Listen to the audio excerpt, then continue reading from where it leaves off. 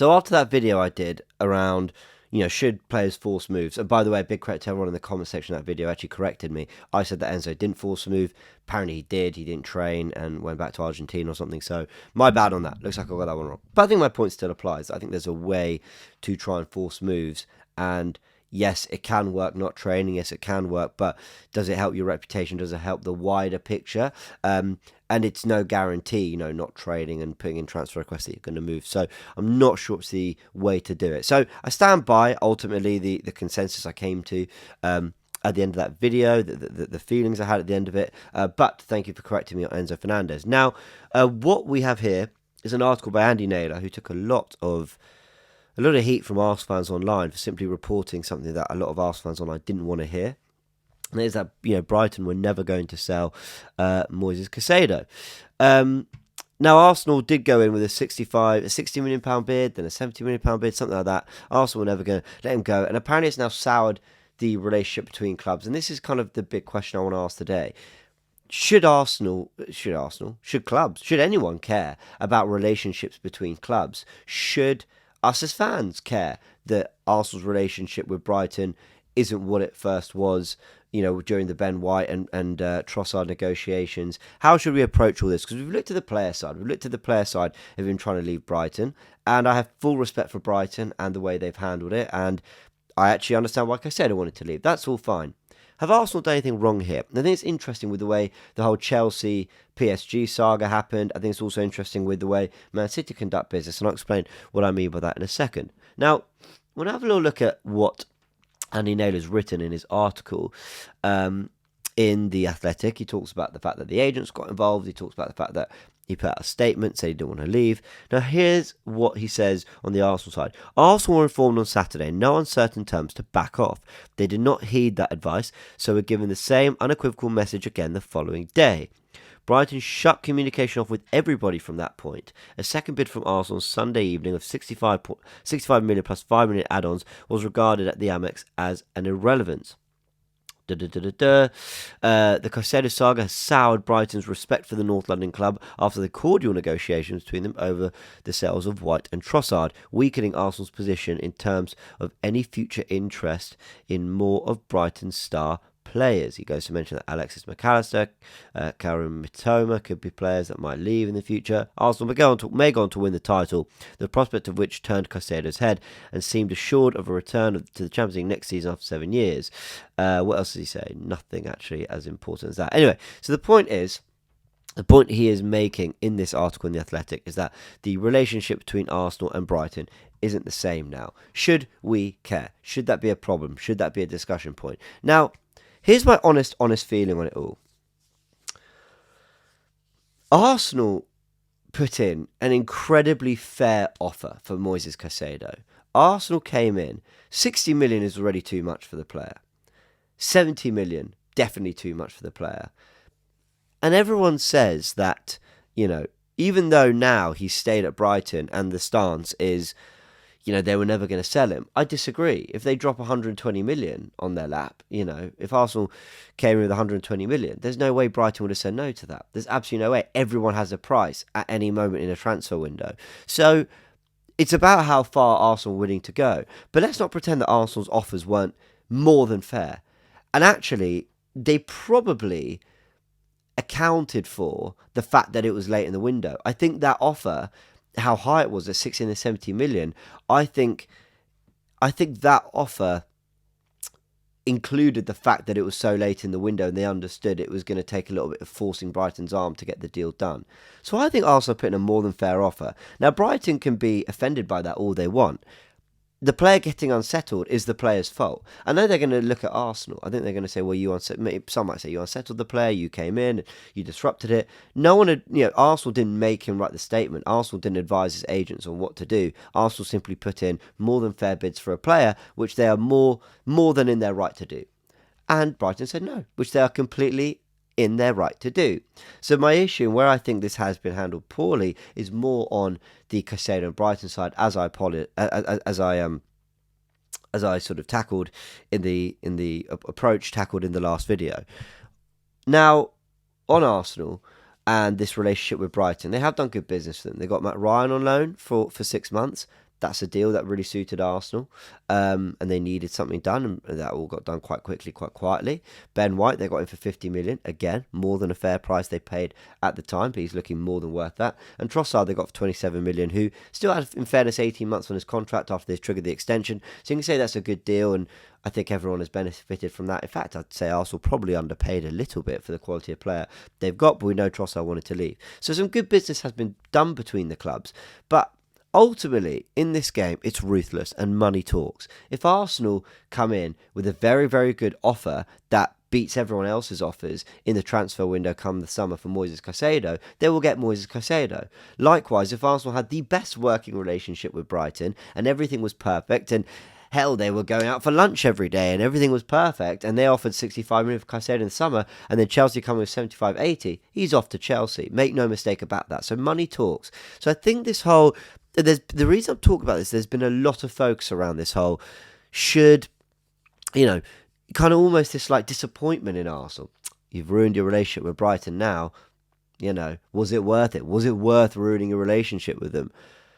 I mean, I just think it's neither here nor there. I mean, if Brighton are petty enough, I don't believe they are. They're a superbly run club, and I think they do everything brilliantly, and I have total and utter respect for the way they do things, and the fans I chat with on the Brighton side, I adore. I think they're fantastic. I don't think Brighton should be taking any offence to Arsenal's approach. If anything, I have an issue with the way the players dealt with it. But Arsenal have done nothing wrong. They didn't know about the El Neni injury till a little bit later. They had to act and decided they wanted to get a £70 million player, having missed out on Mudryk. I don't think Arsenal could have foreseen this earlier in the transfer window. That's what people are missing. People are going, oh, we missed out on Mudryk and Caicedo. No, we didn't. We missed out on one of them because we weren't going to get both. The money was there for one big 60, 70, 80 million pound player. They tried for Mudryk first, they then tried for Caicedo later in the window. So I think this whole thing is a little blown out of proportion from the Arsenal end and how they approached it. I don't think you can blame them. Now, again, the relationship between clubs, the whole, is this a problem? Ultimately, no. There are so many clubs in the world. Brighton at the moment are producing some absolutely phenomenal talent, and they're a superbly run club. I've got no doubt will continue to. But at one point, it was Southampton who kept, churning out unbelievable talent that were going to Liverpool and other clubs for a lot of money. So I just think ultimately these things come in swings and roundabouts, and I don't think anyone should really be thinking too much about the fact that Arsenal's relationship with Brighton isn't perfect. However, I do think the way you conduct yourself in the transfer market is important, and that's why I made a point of talking about the fact that I don't think Arsenal have done anything wrong, and that I think ultimately they probably deserve a little bit more credit than they're getting, or not credit, but a little bit more understanding for the way they've approached the Caicedo scenario, because you look at the whole Mudryk stuff and everything as well. Now, on the way you conduct yourself in the market, Chelsea have sort of just thrown their weight around everywhere, haven't they? They've just gone money here, money there, we'll get whoever they want. And again, they're well within their right to do that. But in doing the Enzo Fernandez deal on the last day, the way they did it, they couldn't get the Amari Hutchinson deal over the line. He was meant to go to West Brom. They, I think, couldn't do a Gallagher deal, but maybe in the end they didn't want to because of Jorginho, so I won't hold that against them too much. And then ultimately, they couldn't get Ziyech over the line to PSG. Now, that's a big one, and PSG is said to be furious. Now, this is where I think the way you conduct yourself in the market is a big thing. Chelsea will be no one's best friends right now. And actually, I believe there's an article here, What Do Other Premier League Clubs Think of Chelsea and Their Transfer Spending by Liam Twomey. I haven't read it all, but again, it's a point of discussion, the way Chelsea are spending the money, the way they're doing things. I don't think La Liga and other leagues around Europe are happy. They spend more money than the 5 other top leagues combined, something like that. But I'm not here to judge the way they spend money. I'm here to judge the way they do business. So in the end, they got Enzo Fernandez. But that was after unsettling him by saying that they were going to pay a release clause. Of course, the players therefore going to think the deal's going to come. This is different to Arsenal, who offered big money and obviously don't know what Brighton are going to do about that. They actually said that they would pay the fee that Benfica, have no option but to accept. And ultimately, once it came to doing that, they then tried to pull Benfica into negotiations. That is very, very different. And that is where I think, okay, it's not really about club relationships. I don't think anyone should care too much about that. But I think they should care. Maybe I'm being naive, by the way. Maybe I'm being really naive to say that we shouldn't care about club relationships. Maybe that's really important. I think when you're talking about loan systems and sister clubs and, understandings to develop players. Sure, you should care about that, but when it comes to doing business, try sign other players, players from other clubs. No, I don't think you should care that much, in my opinion. But I do think you should care about how you're perceived in the market. And with Chelsea basically pissing off PSG, I'm not sure West Brom would be too happy that the Hutchinson deal didn't go over the line, though they did sign Mark Albright in the end. And the way they tried to deal with the Enzo Fernandez stuff and how Benfica spoke very openly about the way Chelsea handled that. Yeah, I think you should care about that, because I think that shows, I think that if you're Chelsea, does impact the way clubs negotiate with you in the transfer market. I think on the Arsenal side, not paying up ultimately for Caicedo and Mudryk will actually more send a message to other clubs: don't take the piss out of us. We're not just going to come to your highest fee, because we're able to find really good alternatives. Zinchenko to Lissandro, Jesus to Vlahovic, and now Trossard to Mudryk. So I think Arsenal are sending a message that actually can have a positive impact. I don't think Chelsea are. People might think this is my bias. On the other hand, you could say that Chelsea are sending the message that they'll always get business done, and to their fans they're sending a fantastic message, and I see how you could see that. But I think in the transfer market, I think Chelsea's message is, okay, these people are very unreliable to deal with. They're going to pay the release clause for Enzo, then they don't. Then they do last minute. Players really unsettled. We end up having to just sell the player because they've ended up paying the release clause at the last minute when they ultimately could have done that in the first place. Then they don't let players which they've got to offload, like Ziyech and Amari Hutchinson, go to their clubs because they get the paperwork wrong, or because something stumbles, and ultimately the focus was on doing the business that they ultimately wanted to do more than the business they had to do. So I do think that can have an impact. I do think that can mean that Chelsea will continue for a while to pay overinflated prices, will continue to actually struggle through business a little bit, whilst ultimately getting what they want to get done because they got the money to do it, but struggle to get the business at really fairer prices because of the way they've conducted themselves in the market. Do you know what I mean? That's where I think the difference is between, yes, how you conduct yourself is important, but I don't think relationships between clubs should be as big a deal as people are making out a little bit since the Caicedo and Arsenal saga. And I mentioned Man City, and I think Man City are an example of where they conduct themselves brilliantly to a degree. They wanted Harry Kane. Harry didn't want to come. Well, sorry, Harry did want to come. Tottenham didn't want to sell. He couldn't get the move, so they didn't pay up. They didn't do the business, but a year later they get Haaland for 50-something million. Perfect bit of business. And you see the way they conduct themselves through the transfer market. Yes, they spent a lot of money over the years, but they tend to not overpay. The one time they do is Jack Grealish, which very quickly they paid the release clause, got it done.